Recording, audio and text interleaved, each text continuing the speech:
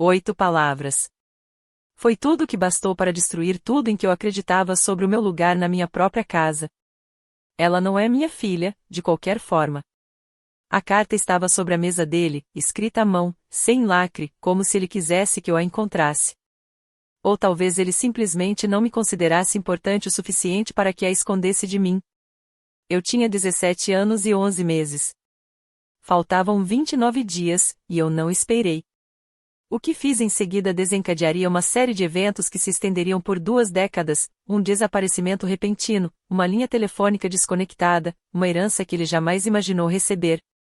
E 20 anos depois, bateram à minha porta um homem que havia perdido tudo, inclusive o direito de se chamar meu pai.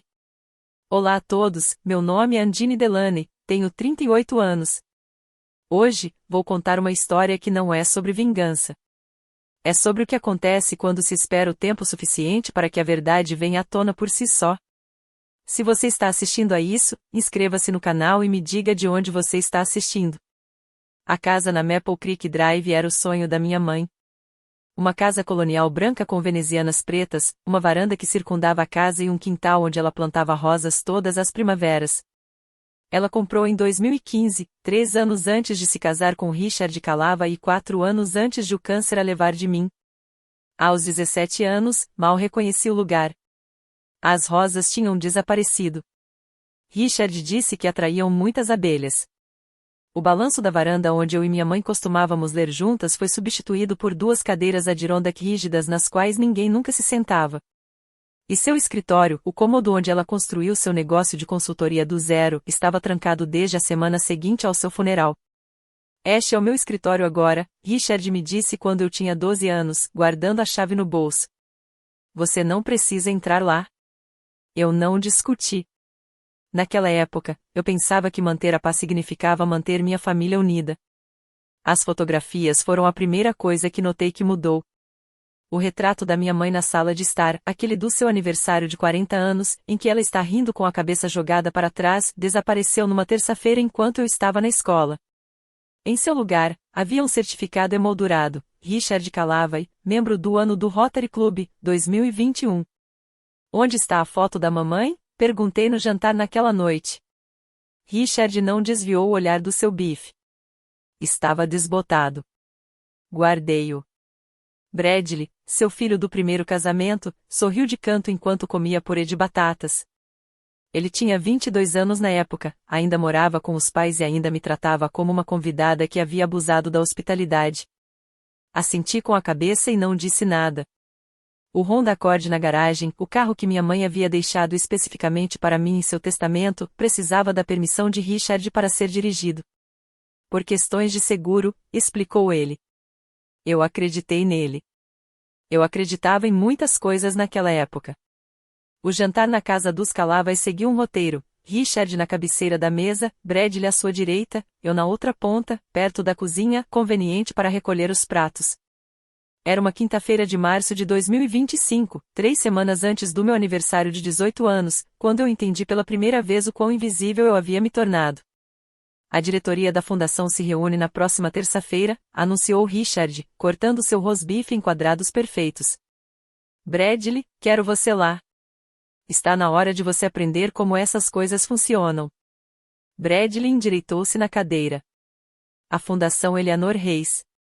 Essa mesma. A voz de Richard carregava o carinho especial que ele reservava exclusivamente para o filho. Sua madrasta construiu algo especial. Alguém precisa dar continuidade a isso. Larguei o garfo. Eu também podia vir. Mamãe sempre dizia.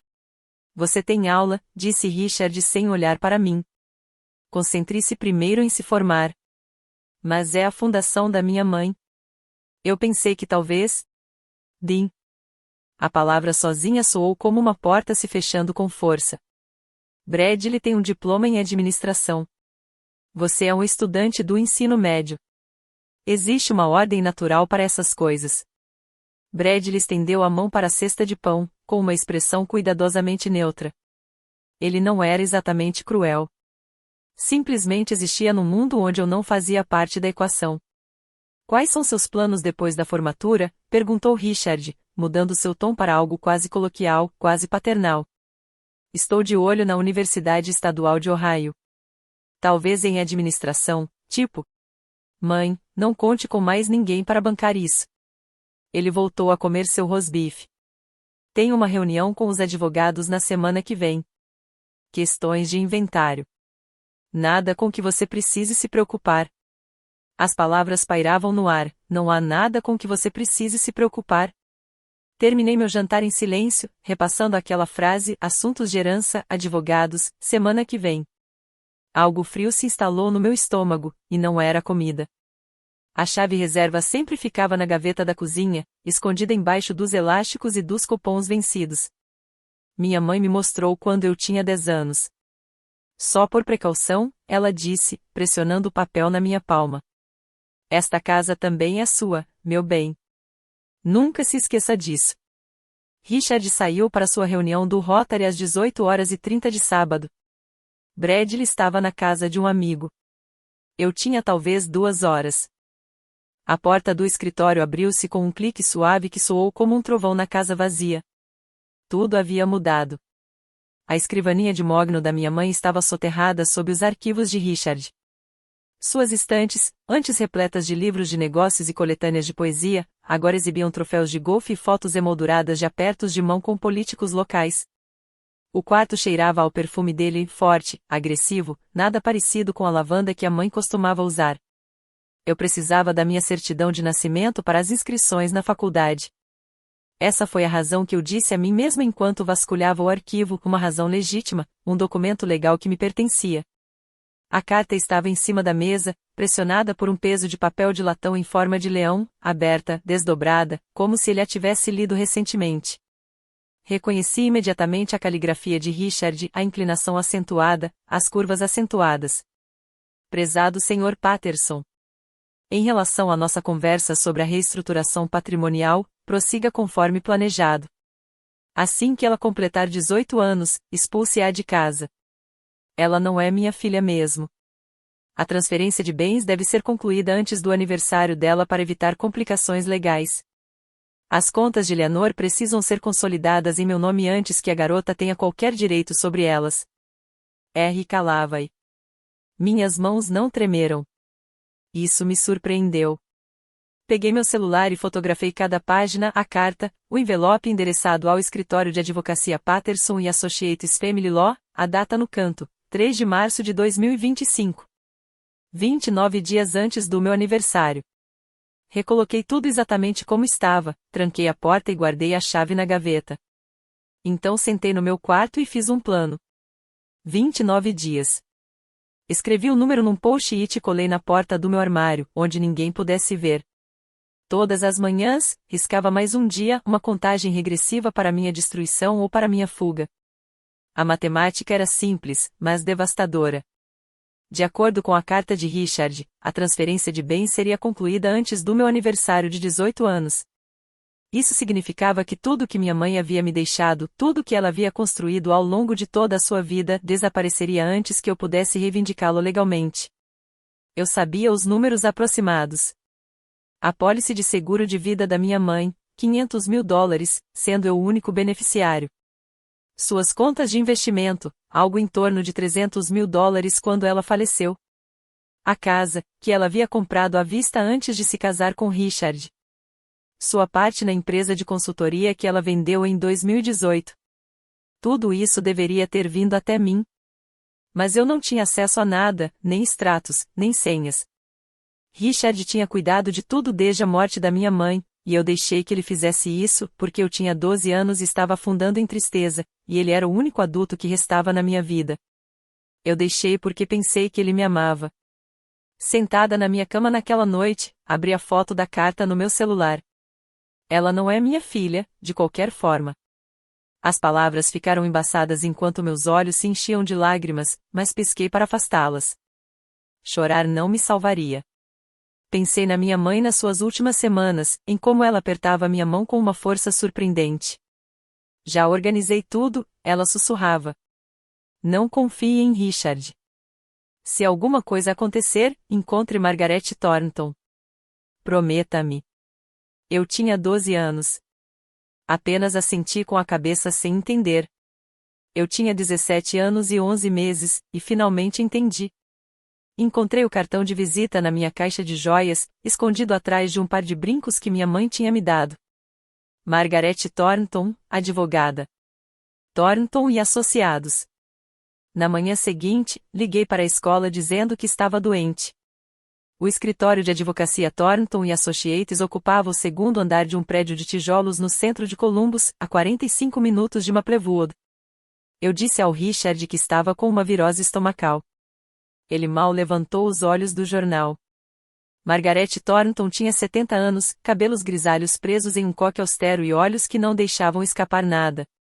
Quando entrei em seu escritório, ela se levantou da mesa e estudou meu rosto por um longo momento. Você é a cara dela, disse ela baixinho. Sente-se, Undine. Estou esperando por essa ligação há 6 anos. Entreguei-lhe meu celular com a foto da carta de Richard. Ela leu sem demonstrar qualquer emoção, depois largou o telefone e cruzou as mãos. Sua mãe foi a cliente mais inteligente que já tive. Ela sabia exatamente quem Richard era. Então por que ela se casou com ele? Porque ela estava morrendo e não queria que você ficasse sozinho. A voz de Margaret suavizou. Ela achou que poderia te proteger com documentos legais. Ela quase conseguiu. Ela tirou da gaveta da sua escrivaninha uma pasta grossa de papel manila. Esta é uma cópia autenticada do testamento de sua mãe. O original está arquivado no Tribunal de Sucessões do Condado de Franklin. Richard não sabe que eu tenho isso. Abri com os dedos trêmulos. Eu, Eleanor Reis Delaney, estando em pleno gozo das minhas faculdades mentais, por meio deste instrumento, lego todos os meus bens materiais à minha filha, Undine Eleanor Delaney. Tudo, disse Margaret. A casa, os investimentos, o seguro de vida, tudo foi colocado em uma conta última. Você é o proprietário legal desde o dia em que sua mãe faleceu. Richard é apenas o administrador. Mas ele disse. Ele mentiu. Margaret inclinou-se para a frente. E no seu aniversário de 18 anos, a tutela dele termina automaticamente. Ele não pode impedir. A sala pareceu inclinar-se. Quanto? Conforme o extrato do mês passado, $847.312,45. Margaret explicou-me a lei como um general explica um plano de batalha. As contas últimas são invioláveis, disse ela, espalhando documentos sobre a mesa. Sua mãe escolheu o raio especificamente porque a maioridade para a última aqui é 18 anos, não 21 como em alguns estados. Ela queria que você tivesse controle o mais cedo possível, dentro da lei. Mas o Richard tem cuidado de tudo. Ele assina as declarações de impostos. Ele fala com o banco. Como responsável, ele tem o dever fiduciário de agir no seu melhor interesse. Os lábios de Margaret se comprimiram. Pelo que tenho visto, ele vem violando esse dever há anos. Mas essa é uma briga para depois do seu aniversário. Agora, vamos nos concentrar no que ele não pode tocar. Ela mostrou um extrato bancário do First National datado de fevereiro de 2025. Meu nome estava impresso no topo, Undine Eleanor Delaney, beneficiária. Esta conta existe independentemente de qualquer coisa que Richard controle. No dia 15 de abril, às 0h01, você se torna o único usuário autorizado. Você pode ir a qualquer agência do First National, apresentar seu documento de identidade e acessar cada centavo. Ele está tentando transferir os ativos antes disso. A carta dele dizia. Ele pode tentar. O sorriso de Margaret era afiado. Mas ele precisaria de aprovação judicial para dissolver uma conta última antes que o beneficiário atinja a maioridade. Sua mãe se certificou disso. Ela também apresentou uma declaração juramentada separada ao Tribunal de Sucessões, nomeando você explicitamente como seu único herdeiro e declarando que qualquer tentativa de modificar o fideicomisso deveria ser tratada como fraude. Encarei os documentos, a assinatura da minha mãe no rodapé de cada página, sua caligrafia cuidadosa e deliberada de uma época em que ela sabia que estava morrendo e queria garantir que eu sobrevivesse. Há mais uma coisa. Margaret me entregou um envelope amarelado pelo tempo. Ela me pediu para te dar isso no seu aniversário de 18 anos, mas acho que você precisa disso agora. O envelope estava endereçado com a letra da minha mãe, para Undine, quando ela estiver pronta. Eu não abri. Ainda não. Algumas coisas precisam esperar o momento certo. E eu não estava pronta para ouvir a voz da minha mãe do além-túmulo, não enquanto eu ainda vivesse sob o teto do homem que queria apagá-la da minha vida. As 2 semanas seguintes transcorreram numa estranha vida dupla. Na escola, eu sorria, entregava os trabalhos e fingia me importar com o baile de formatura. Em casa, desempenhei o papel de enteada obediente enquanto me preparava silenciosamente para desaparecer. Café da manhã no dia 1º de abril, 2 semanas antes do meu aniversário. Richard estava sentado na cabeceira da mesa, mexendo no celular. Bradley estava devorando ovos, já vestido para o seu turno no escritório da fundação. Eu me servi de suco de laranja e esperei. Grandes planos para o seu aniversário? Perguntou Richard, sem levantar o olhar. Só um jantar com alguns amigos, talvez. Ótimo. Vamos manter a conversa simples. Ele largou o celular e me encarou com um olhar que eu não consegui decifrar. Deveríamos conversar sobre o seu futuro em breve, depois da formatura. Claro. Tenho pensado no que é melhor para você. Andine, um novo começo em algum lugar. Talvez fora do estado. Tenho alguns contatos no Arizona. O mercado de trabalho lá é bom. Arizona. A 3.200 quilômetros de Maplewood. A 3.200 quilômetros do túmulo da minha mãe, de Margaret Thornton, de qualquer pessoa que possa fazer perguntas. É algo para se pensar. Pense rápido, disse Richard, voltando a mexer no celular. Essas oportunidades não esperam.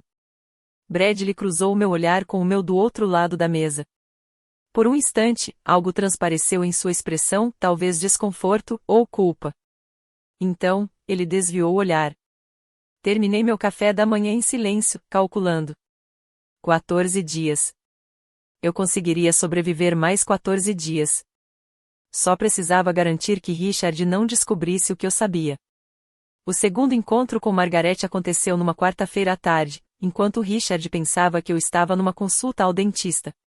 Desta vez, seu escritório parecia diferente, menos intimidador, mais parecido com uma sala de guerra.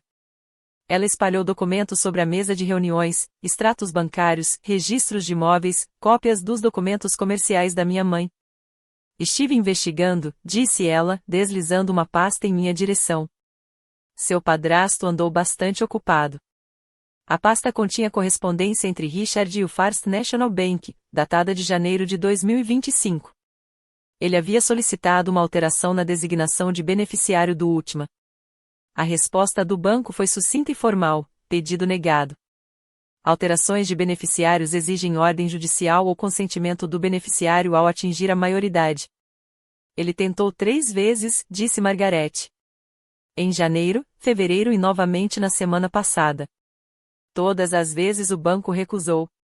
Então ele não pode pegar o dinheiro. Não legalmente. Mas ele está claramente planejando algo para o seu aniversário. Ela bateu na cópia da carta dele para o advogado. A transferência de bens deve ser concluída antes do aniversário dela. Ele não está falando do última. Ele sabe que não pode mexer nisso. Ele está falando da casa. Senti um revirar de estômago. A casa está em nome da mãe? Sim, foi. Mas Richard entrou com um pedido há 6 meses alegando que Eleanor transferiu a propriedade para ele antes de falecer, uma escritura de renúncia supostamente assinada em 2019. Isso é mentira. Mamãe jamais faria isso? Eu sei. A voz de Margaret era firme.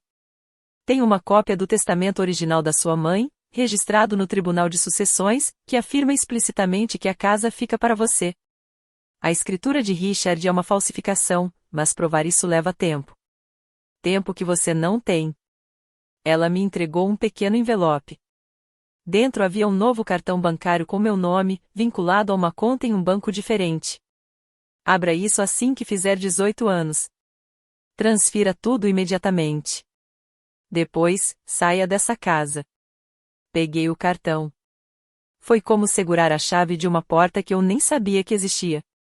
O plano foi se formando aos poucos, sendo montado em momentos roubados quando Richard não estava olhando. Uma pequena mala com itens essenciais, roupas, documentos, as joias que minha mãe me deu, estava escondida no fundo do meu armário, atrás dos casacos de inverno. O documento do Honda Accord, que encontrei no porta-luvas durante um test drive que o Richard tinha aprovado a contragosto. Meu nome estava no documento. Mamãe tinha se certificado disso.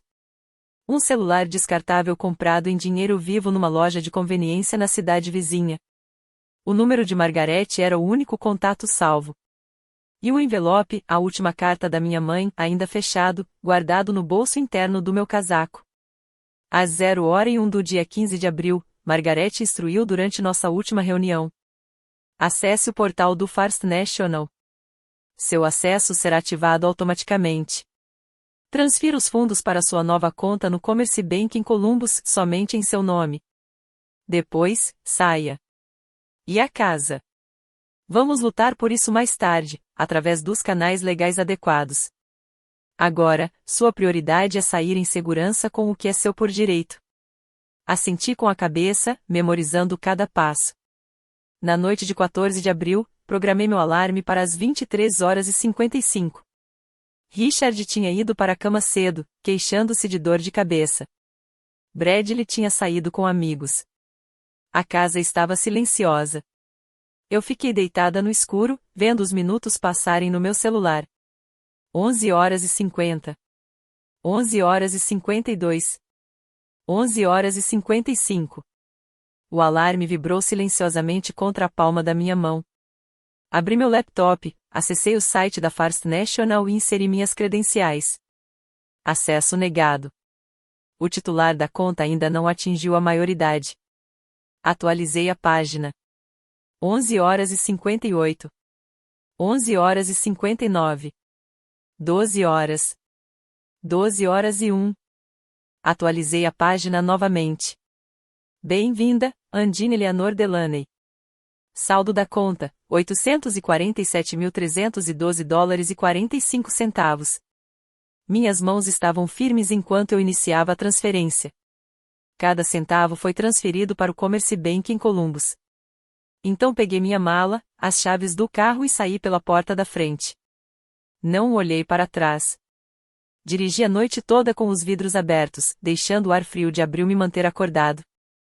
Em algum momento depois da meia-noite, em um trecho escuro da I-71 rumo a Columbus, finalmente abri a carta da minha mãe.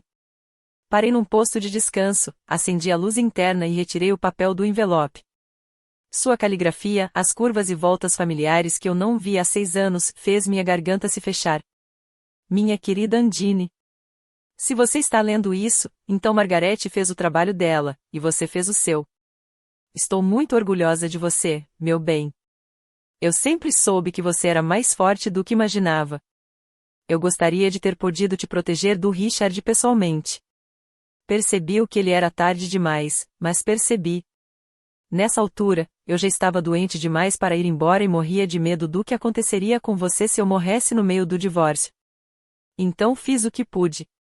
Construí muros em torno de tudo que eu queria te dar, muros legais, muros de papel, aqueles que ele não conseguia escalar, não importa o quanto tentasse. O dinheiro é seu. A casa é sua. Mas, mais do que isso, a sua vida é sua. Não deixe que ninguém, nem Richard, nem ninguém, faça você se sentir como se não merecesse ocupar um espaço neste mundo. Eu organizei tudo porque te amo. Mas foi você quem teve que ter a coragem de reivindicar isso. Vai construir algo lindo, meu bem. Isso é tudo que eu sempre quis para você. Todo o meu amor para sempre. Mãe. Fiquei sentado naquele estacionamento da área de descanso por um longo tempo, lendo a carta repetidamente até que as palavras se tornaram indistintas. Então, dobrei-o cuidadosamente, guardei-o no bolso do meu casaco e continuei dirigindo em direção a Columbus. Minha mãe havia me dado uma planta. Agora era a hora de construir. Antes de deixar Maplewood para trás, fiz uma última parada. A Fundação Eleanor Reis tinha seu escritório em um prédio vitoriano reformado na Main Street, a 3 quarteirões da praça principal.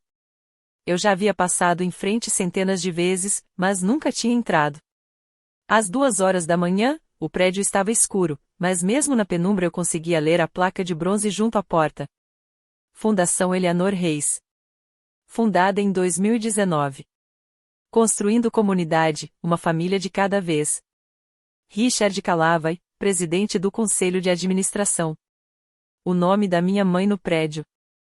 O nome de Richard na lista de responsáveis. Tirei uma foto com meu celular, para usar como prova depois, e fiquei sentada no carro pesquisando. O site da fundação listava suas realizações, bolsas de estudo para estudantes locais, subsídios para pequenas empresas, financiamento para a reforma do centro comunitário, tudo atribuído à visão de nossa querida fundadora, Eleanor Reis, e à dedicação incansável do presidente Richard Calavai. Os formulários 990, registros fiscais públicos para organizações sem fins lucrativos, contavam uma história diferente. Em 2020, a fundação declarou ter um patrimônio de 2,3 milhões de dólares. Em 2024, esse valor havia caído para 1,8 milhão de dólares. As despesas administrativas triplicaram. Os honorários de consultoria pagos à R. Calavai Enterprises totalizaram mais de 400 mil dólares ao longo de 5 anos. Minha mãe havia construído algo real. Richard estava drenando tudo enquanto usava o nome dela como uma fantasia. Salvei as capturas de tela no meu serviço de armazenamento em nuvem, adicionando-as ao crescente arquivo de evidências. Um dia eu voltaria. Um dia eu recuperaria o que ele havia roubado. Mas não hoje. Hoje eu precisava desaparecer. Saí do estacionamento quando os primeiros raios cinzentos da aurora tocaram o horizonte. O retrovisor mostrava Maplewood encolhendo atrás de mim, a cidade onde minha mãe viveu e morreu, de onde fui apagado da minha própria família. Eu não seria mais apagado. Sei que esta história está ficando intensa. Antes de prosseguirmos, se você estiver assistindo e quiser saber o que aconteceu quando Richard descobriu que eu tinha ido embora, clique no botão de inscrição e ative as notificações. Quero saber a sua opinião. O que você acha que Richard fez quando acordou e encontrou o quarto vazio? Deixe seu palpite nos comentários abaixo. Agora, deixe-me contar sobre a manhã seguinte. A noite anterior ao meu aniversário tinha sido a mais longa da minha vida. Passei-a no meu quarto de infância, rodeado de memórias que estava prestes a deixar para trás, o pôster do sistema solar que minha mãe tinha pendurado quando eu tinha 8 anos, a estante cheia de romances que líamos juntos, o banco da janela onde eu costumava observar as tempestades cruzando o céu de Ohio. Às 22 horas, Richard bateu na minha porta sem esperar por uma resposta. Amanhã é o grande dia, disse ele, encostando-se no batente da porta. Seu sorriso não chegava aos olhos. 18, um adulto de verdade. Levantei os olhos do livro didático que fingia estar lendo. Sim, parece surreal. Deveríamos conversar pela manhã sobre o seu futuro, sobre o que acontecerá a seguir. Claro. Depois do café da manhã. Ele me estudou por um instante, e eu me forcei a encarar seu olhar sem hesitar. Sabe, Andine, tudo o que eu fiz foi para o seu próprio bem. Sua mãe teria querido que você fizesse isso. Eu sei, eu disse. As palavras tinham gosto de cinzas. Agradeço por tudo, Richard. Seu sorriso se alargou, satisfeito. Ótimo. Durma bem. Amanhã é um grande dia. Ele fechou a porta e eu ouvi seus passos se afastarem pelo corredor. Um grande dia, sem dúvida. Verifiquei meu celular, 22 horas e 17. Menos de 2 horas para meia-noite. Menos de 2 horas para eu me tornar legalmente adulta e ter controle total sobre minha herança. Menos de 2 horas para o plano de Richard desmoronar. Tirei minha mala pronta de trás dos casacos de inverno e a coloquei perto da porta. As chaves do carro estavam no bolso da minha jaqueta. O celular descartável estava carregado. O número de Margaret estava memorizado. Às 11h30, ouvi a porta do quarto de Richard fechar. Às 11h45, a casa ficou em silêncio. Às 11h55 meu alarme vibrou. Chegou a hora. 0h01, 15 de abril de 2025. No instante em que o relógio virou, atualizei o portal do First National pela última vez. A tela piscou, carregou e lá estava. Bem-vinda, Andine Eleanor Delaney. Status da conta, ativa. Saldo disponível, 847.312 dólares e 45 centavos. Iniciei a transferência para o Commerce Bank com dedos que se recusaram a tremer. O sistema pediu confirmação. Cliquei em sim. Transferência iniciada. Os fundos estarão disponíveis em até 24 horas. Fechei o laptop, coloquei-o na mochila e fiquei na escuridão do meu quarto de infância pela última vez. A casa estava silenciosa. Richard dormia no final do corredor, sonhando com o que quer que homens como ele sonhem: controle, provavelmente, domínio, a satisfação de esmagar alguém menor. Ele não fazia ideia de que seu plano meticulosamente elaborado já estava desmoronando. Peguei minha mala, coloquei a mochila nas costas e desci as escadas na ponta dos pés. Cada rangido da madeira velha soava como um tiro, mas nenhuma luz acendeu. Nenhuma porta se abriu. O Honda Accord estava estacionado na entrada da garagem, as chaves no meu bolso, meu nome no documento, meu carro legalmente e completamente. Coloquei minhas malas no porta-malas e me sentei ao volante. O motor pegou na primeira tentativa. Saí da garagem de ré lentamente, com os faróis apagados, até chegar à rua. A casa na Maple Creek Drive foi diminuindo no meu retrovisor, uma casa colonial branca, com venezianas pretas e uma varanda envolvente onde o fantasma da minha mãe ainda pairava. Não deixei bilhete. Não lhe devia explicações. No final da rua, virei para a estrada principal e finalmente liguei os faróis. A estrada se estendia diante de mim, escura, vazia e repleta de possibilidades. Eu tinha 18 anos, $800.000 a mais e, finalmente, estava livre. Às 8 horas da manhã, eu estava sentado em uma cafeteria em Columbus, a 2 horas de Maplewood, vendo meu celular se iluminar com notificações que eu não tinha a menor intenção de responder. 15 chamadas perdidas do número de Richard. 23 mensagens de texto, variando de confusão a raiva. 7 horas e 2 da manhã. Andine, onde você está? 7 horas e 15 da manhã. Isso não tem graça. Me liga de volta. 7 horas e 34, o carro sumiu. O que você fez? 7 horas e 52, Andine. Ligue-me imediatamente. 8 horas e 1, não sei o que você pensa que está fazendo, mas está cometendo um grande erro. 8 horas e 15, o banco ligou. O que você fez? Dei um gole no meu café e observei as mensagens chegarem. Havia algo quase pacífico nisso, vê-lo perceber em tempo real que seu plano perfeito havia desmoronado. Apareceu um novo texto, este todo em letras maiúsculas. Você não tem ideia do que fez. Esse dinheiro era para o seu futuro. Eu estava protegendo-o para você. Você vai se arrepender disso. Fiz uma captura de tela da mensagem e a salvei na minha pasta de evidências.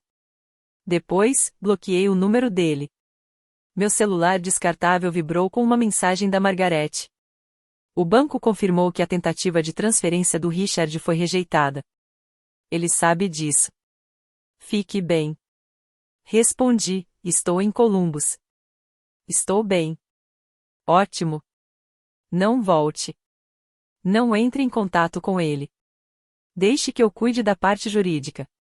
A cafeteria era aconchegante e iluminada, repleta de estudantes universitários e jovens profissionais começando seus dias, pessoas normais vivendo vidas normais. Nunca me senti tão invisível e nunca me senti tão poderosa. Durante 6 anos, Richard controlou tudo, meu acesso ao dinheiro, meu uso do carro, minha ligação com a memória da minha mãe. Em uma noite, eu retirei tudo o que havia dito. Pedi um segundo café e comecei a pesquisar apartamentos. A ligação aconteceu às 18 horas e 17 do dia do meu aniversário de 18 anos. Eu estava num quarto de motel nos arredores de Columbus, comendo comida chinesa para a viagem e assistindo ao noticiário local. Meu celular estava desligado, guardado no fundo da mala. Mas o celular descartável, aquele cujo número só Margarete tinha, de repente tocou com uma chamada de um número desconhecido. Quase não atendi, mas algo me disse para atender. Olá? Você realmente achou que podia me enganar? A voz de Richard era gélida e venenosa, mal controlada. Sua garota estúpida e ingrata. Tudo o que eu fiz foi por você. Sua mãe teria vergonha. Larguei os meus pauzinhos. Como você conseguiu esse número? Eu tenho meus métodos. Você acha que é esperto, fugindo no meio da noite como um ladrão? Esse dinheiro deveria ter sido administrado corretamente. Você é uma criança. Vai torrar tudo em um ano e voltar rastejando. Tenho 18 anos, sou legalmente maior de idade, e esse dinheiro sempre foi meu. Você não sabe nada sobre o mundo real. Sua voz transbordava desprezo. Você vai fracassar. Vai acabar na rua, e quando isso acontecer, não espere que eu te aceite de volta. Deixei o silêncio se prolongar por um instante. Senhor Calavai, eu disse finalmente, com a voz firme. Não vou discutir com o senhor. Não vou me explicar. Vou simplesmente dizer isto uma vez, não entre em contato comigo novamente. Seu ingrato. Adeus. Desliguei o telefone, desliguei o aparelho descartável e removi o cartão SIM. Na manhã seguinte, comprei um telefone novo com um número novo. Só a Margarete o tinha. Richard Calavai havia prometido que eu voltaria rastejando. 20 anos depois, seria ele quem estaria à minha porta. Mas estou me adiantando. 20 anos é muito tempo para construir uma vida. Passei o primeiro ano em Columbus, concluindo meu GED, exame de equivalência ao ensino médio, e trabalhando meio período em uma empresa de administração de imóveis. A dona, uma mulher chamada Patrícia que me lembrava minha mãe, viu algo em mim e se ofereceu para pagar meus cursos em uma faculdade comunitária. Em 2028, eu tinha um diploma de bacharel em administração de empresas pela Universidade Estadual de Ohio, pago com bolsas de estudo e os juros da minha herança, que investi de forma conservadora seguindo o conselho de Margarete. Em 2032, fundei a Heartland Community Development, uma empresa focada em moradias acessíveis para famílias trabalhadoras. Começamos pequeno, a reforma de um apartamento duplex em um bairro esquecido, depois outro, e depois um quarteirão inteiro.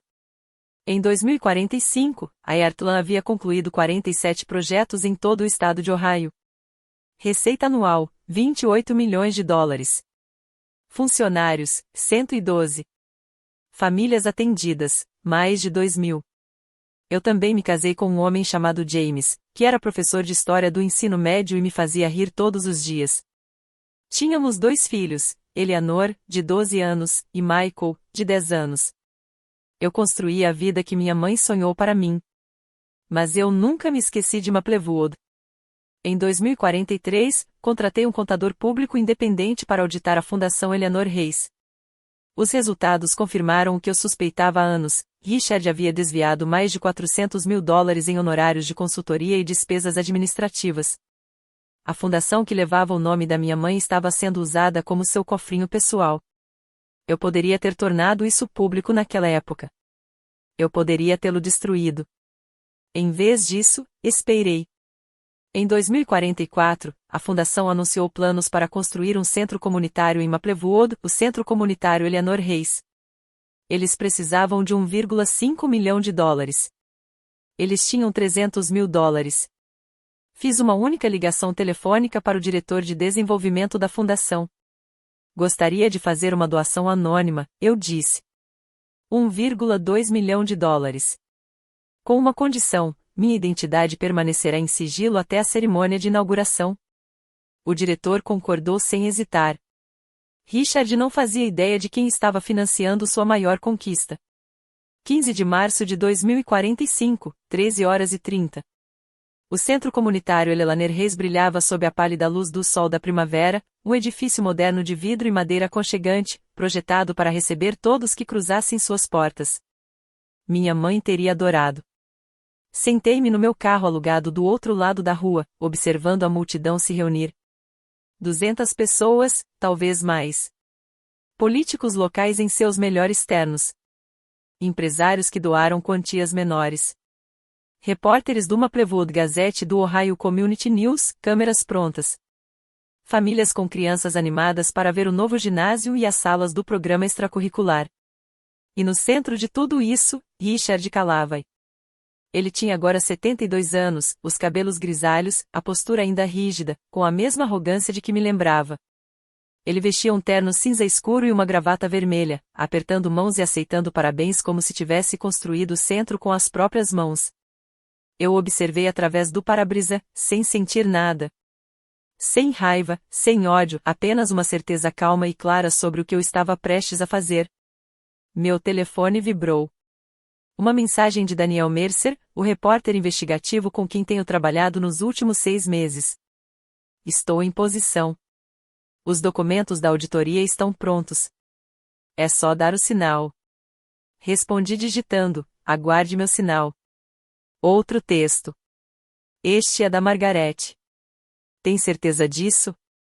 Não tem volta. Tenho certeza. Verifiquei meu reflexo no espelho retrovisor. 38 anos, blazer profissional, cabelo preso, o rosto de uma mulher que passou 2 décadas construindo algo real, enquanto o homem que tentou destruí-la não construiu nada além de mentiras. Saí do carro e caminhei em direção à multidão. A lista de convidados incluía um nome que Richard não havia reconhecido: O. Delaney, representante de um doador anônimo. Em 15 minutos, ele descobriria exatamente quem havia financiado seu momento de glória. A cerimônia começou pontualmente às 14 horas. A prefeita Patrícia Olovai, que não tem parentesco com meu antigo mentor, foi a primeira a discursar, elogiando as décadas de serviço da fundação à comunidade de Maplewood. Ela agradeceu aos doadores, aos voluntários e às equipes de construção. Em seguida, ela apresentou o homenageado da noite. E agora, por favor, recebam o presidente da Fundação Eleanor Reis, um pilar da nossa comunidade, o Sr. Richard Calavai. Os aplausos foram entusiasmados. Eu fiquei perto do fundo da multidão, invisível no meu anonimato, e o observei subir ao palco. Obrigado, prefeito Olovai. Obrigado a todos por estarem aqui hoje. A voz de Richard transmitia o calor experiente de um homem que passou décadas aperfeiçoando sua imagem pública. Há 26 anos perdi minha amada esposa, Elelaner, mas o espírito dela continua vivo em tudo o que fazemos aqui. Um murmúrio de simpatia percorreu a multidão. Dediquei minha vida a preservar seu legado. Cada bolsa de estudos que concedemos, cada família que ajudamos, cada tijolo deste belo edifício, tudo é em homenagem a Elelaner. Ele fez uma pausa, deixando a emoção se dissipar. Gostaria de agradecer especialmente ao nosso doador anônimo, cuja extraordinária generosidade tornou este centro possível. 1,2 milhão de dólares. Quem quer que você seja, onde quer que esteja assistindo, obrigado por acreditar na visão de Eleanor. Ele sorriu, deleitando-se com os aplausos. Dei um passo à frente. Na verdade, eu disse, fazendo minha voz se sobressair ao barulho da multidão, estou bem aqui. Todos se viraram. O sorriso de Richard vacilou. Caminhei pelo corredor central, com 200 pares de olhos acompanhando meus movimentos. As câmeras dos repórteres se voltaram para mim. O rosto de Richard passou por uma oscilação entre confusão, reconhecimento e, finalmente, medo. Olá, Richard, eu disse, parando aos pés do palco. Faz muito tempo. A multidão silenciou. Meu nome é Ona Delaney. Eleanor Reis era minha mãe, e tenho algumas coisas para compartilhar. O silêncio durou 3 batidas do coração. Então os sussurros começaram, uma onda de perguntas murmuradas se espalhando pela multidão. Ona Delaney. A filha da Eleanor? Pensei que ela tivesse ido embora há anos. Richard agarrou o pódio com força, os nós dos dedos brancos. Ona, isto é, inesperado. Tenho certeza que sim. Subi os 3 degraus até o palco, meus calcanhares clicando contra a madeira. Você não esperava me ver de novo, principalmente não hoje. Senhoras e senhores, isto é um assunto de família, disse Richard, com a voz embargada pela dificuldade em se controlar. Talvez devêssemos. Não. Virei-me para a multidão. É exatamente aqui que esta conversa precisa acontecer. Diante de todos que acreditaram na Fundação Eleanor Reis. Diante de todos que confiaram neste homem. A prefeita Olovai levantou-se parcialmente da cadeira. Senhorita Delaney, talvez este não seja o momento apropriado. Prefeito Olovai, eu sou o doador anônimo. Doei 1,2 milhão de dólares para a construção deste centro.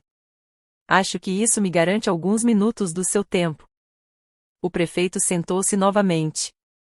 Tirei uma pasta da minha bolsa, a mesma pasta que Margarete me dera há 20 anos, agora complementada com 2 décadas de provas adicionais. Há 20 anos, quando eu tinha 17 anos, encontrei uma carta na mesa de Richard Calavai. Mostrei a fotografia, ampliada e plastificada. 8 palavras que mudaram minha vida. Eu as li em voz alta. Assim que ela fizer 18 anos, expulse-a de casa. Ela não é minha filha mesmo. Ouviram-se suspiros de espanto na multidão.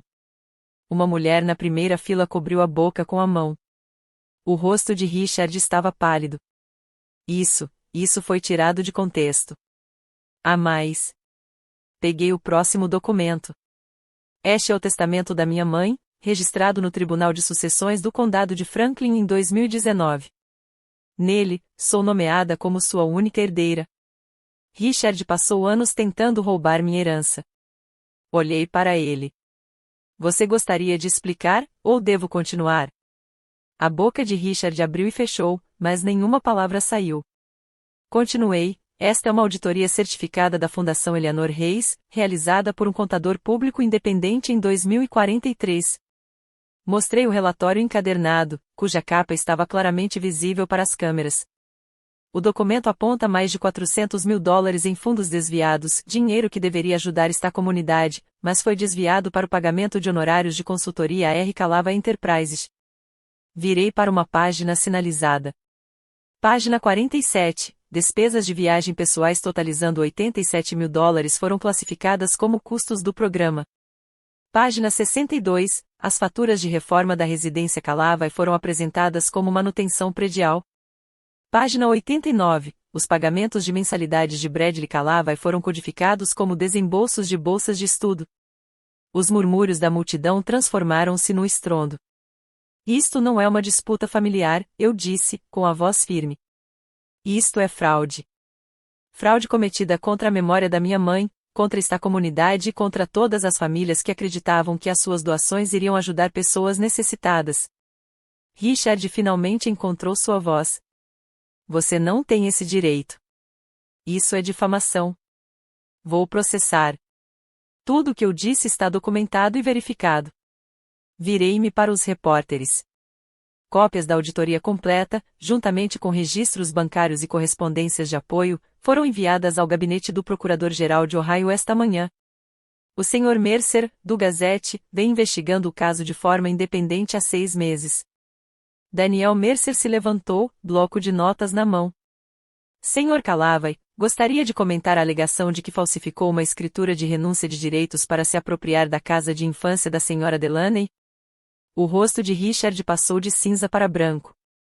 Acho, disse a prefeita Olovai lentamente, levantando-se de seu assento, que precisamos encerrar a cerimônia imediatamente. Um membro do conselho que eu não reconheci se levantou. Proponho uma votação de emergência por desconfiança no presidente Calava. A segunda ocorreu antes que ele terminasse de falar. Eu sei que este é o momento que vocês estavam esperando, mas a história ainda não acabou. Se vocês querem saber o que aconteceu com Richard depois daquela cerimônia e por que ele apareceu na minha porta 20 anos depois, continuem assistindo. E se vocês estão pensando em alguém que já os tratou como Richard me tratou, compartilhem este vídeo. Às vezes, saber que alguém conseguiu superar isso já é o suficiente. Deixe-me contar o que aconteceu em seguida. A votação durou menos de 5 minutos. 6 membros do conselho levantaram a mão a favor da destituição. Apenas Bradley Calava se absteve, com o rosto imbuído de confusão e crescente horror. A moção foi aprovada, anunciou a secretária do conselho, com a voz ligeiramente trêmula. Richard Calava está destituído do cargo de presidente da Fundação Eleanor Reis. Com efeito imediato. Richard ficou paralisado no pódio, seu mundo desmoronando em tempo real. Isto é um erro, disse ele, mas sua voz havia perdido a autoridade.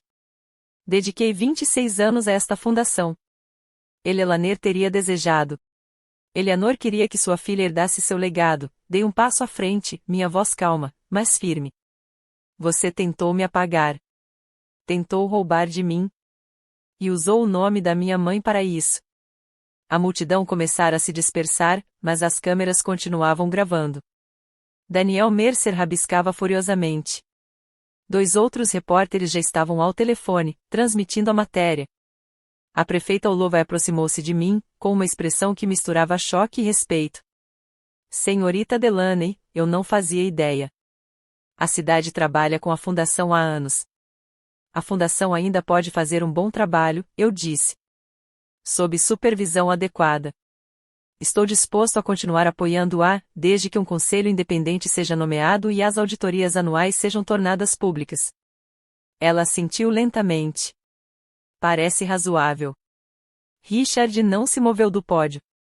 De alguma forma, parecia menor, diminuído.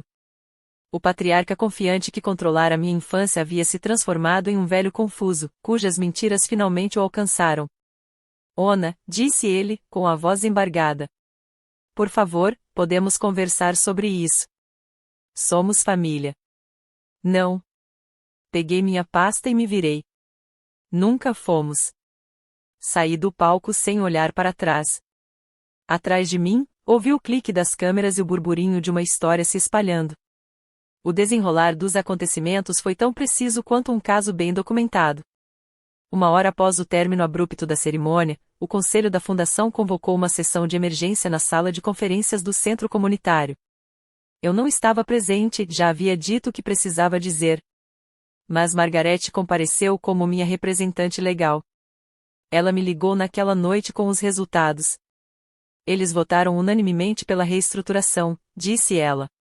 Novos estatutos exigindo supervisão financeira independente, auditorias trimestrais publicadas no site da Fundação, um conselho consultivo comunitário com membros da comunidade e a proibição permanente de Richard de exercer qualquer função de liderança. Eles também estão encaminhando as irregularidades financeiras ao Procurador-Geral do Estado para investigação formal. Sentei-me no quarto do hotel, processando tudo. 20 anos de espera, e tudo mudou em menos de um dia. Eles lhe ofereceram um assento no novo conselho, continuou Margarete. Eu disse a eles que você recusou. Não quero ter poder sobre a fundação. Só quero que ela funcione da maneira que minha mãe planejou. Eu sei. Foi isso que eu disse a eles. Ela fez uma pausa. Eles estão mudando o nome do cargo de presidente. Agora será diretor executivo, um profissional remunerado, não uma figura decorativa voluntária. O primeiro candidato que estão considerando é um especialista em gestão de organizações sem fins lucrativos de Cleveland. Ótimo! A voz de Margarete suavizou. Sua mãe estaria orgulhosa de você. Não pelo confronto, mas por construir uma vida que vale a pena proteger, por voltar nos seus próprios termos. Pensei na carta no bolso do meu casaco, aquela que eu ainda carregava para todo lado. Vai construir algo lindo, querida. Eu sei, eu disse. Obrigada, Margarete, por tudo. Por 20 anos de tudo. Foi uma honra. Eu conseguia ouvir o sorriso dela pelo telefone. Agora vá para casa, para sua família. Você merece. Reservei um voo de volta para Columbus para a manhã seguinte. As manchetes surgiram em 48 horas. Gazeta de Maplewood, 17 de março de 2045. Presidente da fundação é destituído após filha expor irregularidades financeiras. Notícias da comunidade de Ohio, 18 de março de 2045. Filha de Lelaner Reis retorna após 20 anos e revela suposta fraude do padrasto. Columbus Dispatch, 19 de março de 2045. A incorporadora imobiliária local Ona Delaney confronta o passado e financia centro comunitário que leva o nome de sua falecida mãe. A história se espalhou para além dos noticiários locais. Uma afiliada regional da NPRA repercutiu. Um podcast sobre responsabilidade em organizações sem fins lucrativos solicitou uma entrevista. A narrativa tinha fôlego, a filha injustiçada, o padrasto ardiloso, o dramático confronto público, décadas de paciente coleta de provas. Recusei a maioria dos pedidos de entrevista. A história falava por si só. As consequências sociais para Richard foram rápidas e implacáveis. O Rotary Club de Maplewood, a organização cujos prêmios haviam substituído as fotografias da minha mãe, solicitou sua renúncia em uma semana.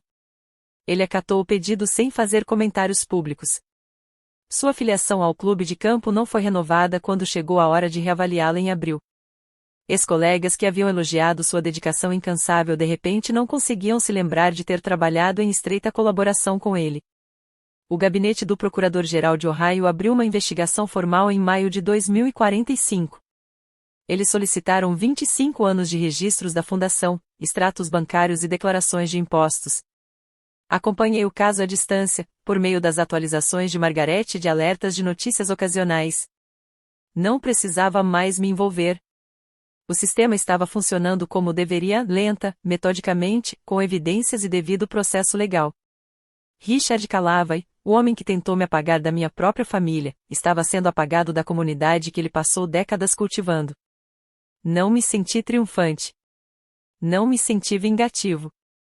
Senti algo mais tranquilo, a satisfação de uma dívida finalmente paga, de um erro finalmente reconhecido.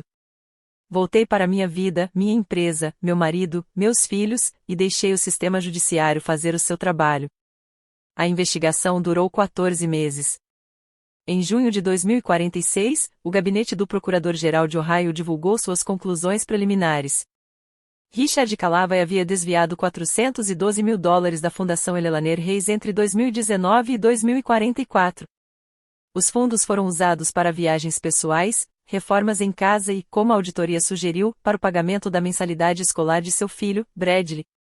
O relatório era clínico em seus detalhes.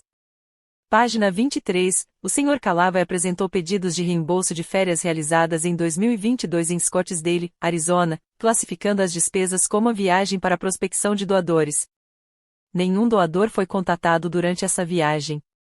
Página 47, as faturas de uma reforma de cozinha no valor de $34 mil na residência Calavai foram apresentadas como manutenção das instalações do prédio de escritórios da Fundação. Página 89. 4 anos de pagamentos de mensalidades para o programa de pós-graduação de Bradley Calavai foram processados como bolsas de extensão educacional. Não havia nenhum programa de bolsas de estudo previsto no Estatuto da Fundação. Richard não foi indiciado criminalmente. O prazo de prescrição para a maioria das infrações já havia expirado, e os promotores concluíram que provar a intenção criminosa, em vez de mera negligência, seria difícil. No entanto, ele foi condenado a restituir o valor total de $412 mil, além de uma multa civil de $50 mil. O procurador-geral observou que o dinheiro seria devolvido ao fundo patrimonial da fundação. Recebi uma carta formal do gabinete do procurador-geral agradecendo minha cooperação na investigação. Arquivei-a junto com os demais documentos, a carta, o testamento, a auditoria, os recortes de jornal, em uma pasta que guardo no cofre do meu escritório em casa. Evidência de uma vida recuperada. 3 dias após a divulgação do relatório, Bradley Calavai me enviou um e-mail. Era curto. Ona, eu não sabia. Me desculpe. Eu entendo se você não quiser responder. Li 2 vezes e depois arquivei sem responder. Algumas desculpas chegam tarde demais para fazer diferença. Algumas pontes se queimam de forma tão completa que não resta nada para reconstruir. Os anos que se seguiram à investigação não foram fáceis para Richard Calavai. Eu não o acompanhei obsessivamente, tinha uma vida para viver, uma empresa para administrar, filhos para criar, mas notícias chegavam de vez em quando, trazidas por antigas conexões em Maplewood ou pelas atualizações periódicas de Margaret. 2047, Richard vendeu a casa na Maple Creek Drive, a casa que minha mãe havia comprado, a casa onde eu cresci, a casa que ele tentou roubar por meio de uma escritura falsificada. O dinheiro foi usado para pagar suas dívidas legais e a restituição determinada pelo tribunal. 2049, Bradley Calavai, agora um gerente de nível médio em uma seguradora em Cincinnati, parou de atender às ligações do pai. A descoberta de que sua pós-graduação havia sido financiada por meio de fraude filantrópica, que seu diploma fora construído com dinheiro roubado, havia rompido algo entre eles. 2051, Richard mudou-se para um pequeno apartamento em um bairro decadente de Columbus. Suas conexões com o Rotary, seus amigos do clube de campo, seus colegas da fundação, tudo havia desaparecido. Ele vivia da previdência social e de uma modesta pensão de um emprego que tivera décadas antes. 2054, o prédio de apartamentos foi vendido para construtoras. Richard, agora com 81 anos, não tinha condições de pagar um novo aluguel. Soube desse último detalhe por Margaret, que ainda acompanhava a situação de perto. Ele tem ligado para todo mundo, ela me disse ao telefone. Velhos conhecidos, parentes distantes, ninguém o acolhe. E quanto a Bradley? A esposa de Bradley não vai permitir. Ela descobriu sobre o escândalo da fundação e bateu o pé. Refleti sobre essa informação por um longo momento. O homem que planejava me expulsar de casa no meu aniversário de 18 anos agora não tinha para onde ir. O que você quer fazer? Perguntou Margaret. Nada, eu disse. Ele fez as escolhas dele. Eu fiz as minhas. Mas eu sabia, de alguma forma, que a história ainda não tinha terminado. Enquanto o mundo de Richard se contraía, o meu se expandia. A Heartland Community Development cresceu muito além de qualquer coisa que eu tivesse imaginado quando comecei com a primeira reforma de um duplex em 2032. Em 2055, tínhamos concluído 63 projetos em Ohio, Indiana e Kentucky. Nosso modelo, moradia acessível que não parecia nem dava a sensação de ser moradia acessível, foi destaque em revistas de planejamento urbano e replicado por organizações em outros estados.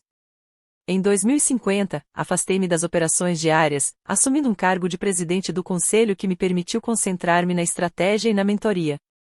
A empresa não precisava mais de mim nos detalhes.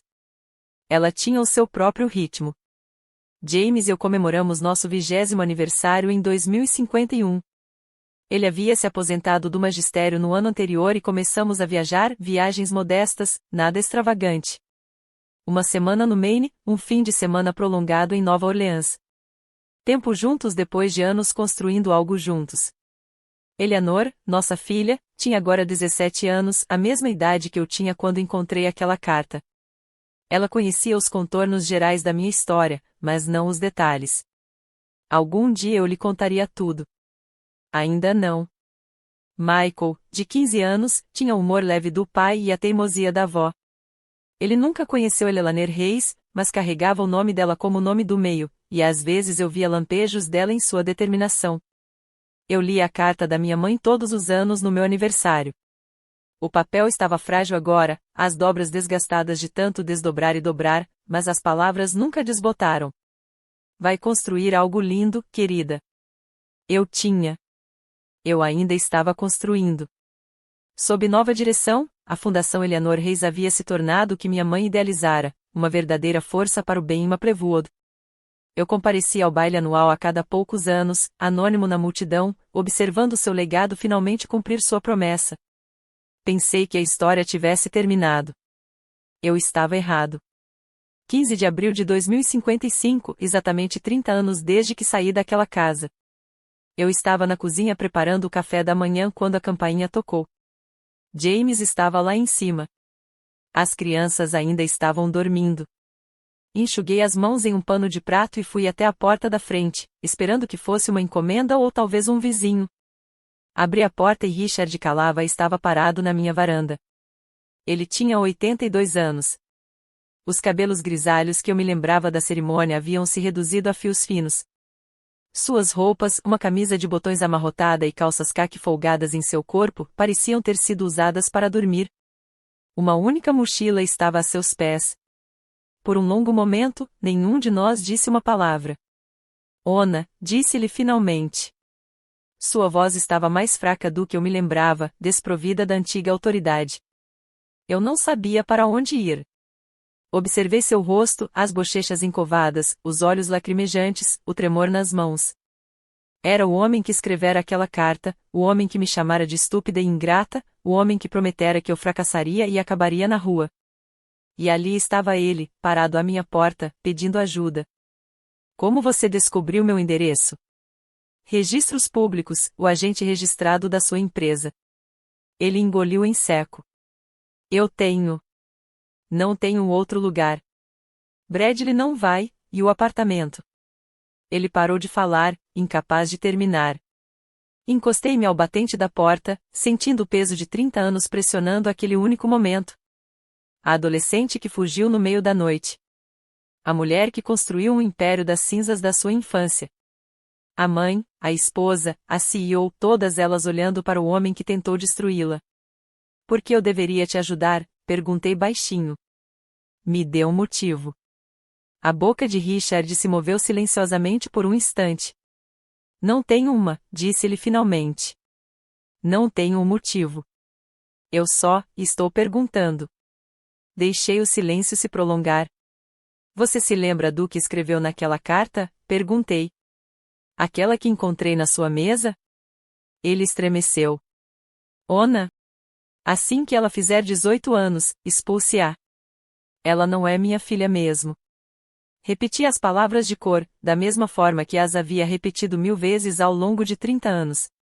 Você estava contando os dias para me expulsar da minha própria casa. Tentou roubar minha herança. Usou o nome da minha mãe para construir sua reputação enquanto me apagava do legado dela. Eu estava errado. Sua voz falhou. Eu estava muito errado. Eu não entendi. Você entendeu perfeitamente. Mantive a voz calma, sem agressividade. Você sabia exatamente o que estava fazendo. Só não pensou que haveria consequências. Ele não respondeu a isso. Meti a mão no bolso do meu casaco e tirei um pedaço de papel dobrado, uma lista que eu havia preparado meses atrás, quando Margaret me disse pela primeira vez que Richard estava ficando sem opções. Eu sabia que esse momento chegaria. Tive tempo para decidir o que faria. Esta é uma lista de recursos, eu disse, entregando-a a ele. Abrigos, serviços sociais, programas de moradia transitória. Alguns deles são financiados por organizações que eu apoio. Eles vão te ajudar a se reerguer. Ele encarou o papel. Você não vai. Não vou te acolher, Richard, eu disse gentilmente, sem malícia. Não sou sua filha. Você deixou isso bem claro há 30 anos. E eu não te devo um lar. Mas eu também não vou te deixar sem nada. Essa é a diferença entre nós. Richard olhou para a lista em suas mãos e depois para mim. É só isso mesmo? Perguntou. Depois de tudo? O que você esperava? Encostei-me ao batente da porta. Um reencontro emocionante, perdão e um quarto de hóspedes. Não é assim que funciona. Pensei, talvez o tempo não apague o que você fez. Ele apenas te distancia disso. Cruzei os braços. Tive 30 anos para processar o que aconteceu. Para construir uma vida que não tem nada a ver com você. Não estou mais com raiva, Richard. Simplesmente acabou. Ele ficou ali parado, abatido, agarrando o papel como se fosse sua tábua de salvação. Sua mãe, ele começou. Eleanor, ela teria. Não. A palavra saiu mais áspera do que eu pretendia. Você não tem o direito de me dizer o que minha mãe teria desejado. Você passou 25 anos explorando a memória dela. Você perdeu esse direito. O silêncio entre nós era pesado, carregado de décadas de coisas não ditas. Eu me perdoei, disse finalmente, mais baixo. Por acreditar em você, por ficar em silêncio, por todos os anos em que achei que não era boa o suficiente. Esse foi o trabalho difícil. E você? Você tem que descobrir isso sozinho. Richard assentiu lentamente, um homem derrotado aceitando um veredicto do qual não podia recorrer. Adeus, Richard. Dei um passo para trás e fechei a porta. Pela janela, observei-o pegar sua mochila e descer os degraus da varanda, movendo-se lentamente como se cada passo lhe custasse algo. Ele parou no final da entrada da garagem, olhou para trás uma vez, depois se virou e foi embora. Fiquei parada na janela até que ele desaparecesse na esquina. Mãe? A voz de Eleanor veio da escada. Quem era aquele? Virei-me e vi minha filha, de 17 anos, me observando com olhos curiosos. Ninguém importante, eu disse. Venha me ajudar com o café da manhã. Naquela noite, depois que as crianças foram para a cama e James estava lendo na sala de estar, sentei-me no meu escritório em casa e abri o cofre. A pasta ainda estava lá, a carta, o testamento, a auditoria, os recortes de jornal, a mensagem final da minha mãe. 30 anos de provas, 30 anos de memória. Acrescentei um último item, a lista de recursos que eu havia dado a Richard, fotocopiada antes de lhe entregar. Documentação, mesmo agora, mesmo no fim. Então fechei o cofre e fiquei sentado em silêncio. 20 anos construindo, 30 anos curando, uma vida inteira aprendendo que a melhor vingança não é a vingança em si. É se tornar alguém que seus inimigos não conseguem tocar. Richard Calavai faleceu em 2058, 3 anos depois daquela manhã na minha varanda. Soube disso por meio de um breve obituário no jornal Maplewood Gazette. Richard Calavai, de 85 anos, ex-líder comunitário, faleceu no lar de idosos Shady Pines. Não haverá cerimônia fúnebre. Eu não compareci. Não havia mais nada a dizer. Mas fiz um último gesto, anonimamente, claro. A Fundação Elelaner Reis recebeu uma doação de $100.000 naquele ano, destinada a um novo programa, assistência habitacional transitória para idosos que estão saindo do sistema de assistência social. O tipo de ajuda que Richard precisava no final. O tipo de ajuda que eu gostaria que alguém tivesse lhe dado. Não por causa dele, mas porque minha mãe teria desejado que seu legado ajudasse a todos, até mesmo as pessoas que não o mereciam. Essa é a diferença, creio eu, entre justiça e vingança, entre limites e crueldade. Construí algo bonito, exatamente como a mamãe pediu. E me certifiquei de que a porta permanecesse fechada para quem tentasse derrubá-la. Se você está assistindo a isso e já se sentiu como se não pertencesse à sua própria vida, saiba que você pertence, sim. Saiba que você pode construir algo que ninguém pode tirar de você. E saiba que fechar a porta não significa perder. Às vezes, é assim que você finalmente vence. Obrigado por ter ficado até o final da minha história. Se você já se sentiu ignorado, subestimado ou como se não importasse, quero que saiba que você importa. E às vezes, a melhor maneira de provar isso é continuar construindo, continuar crescendo, continuar seguindo em frente. Agora, tenho uma pergunta para você.